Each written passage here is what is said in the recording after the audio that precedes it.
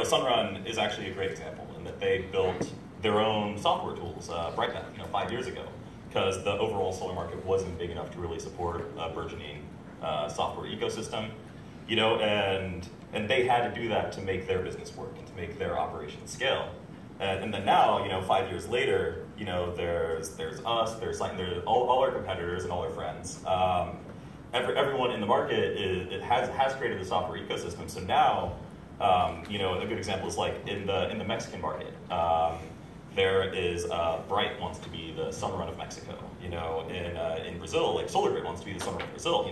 They're both using Helioscope because now off-the-shelf tools exist, and it means that they can focus on building the business they want to build and not building software because that's what they need to scale their organization.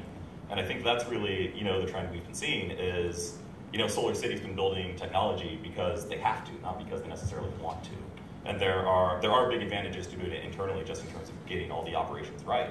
But as was kind of alluded to on one of the earlier panels, like it's hard to get the top software and tech talent into fundamentally a hardware company or fundamentally a sales or a finance company. So letting that concentrate into software companies, like Folsom Labs or even like Google coming into the space.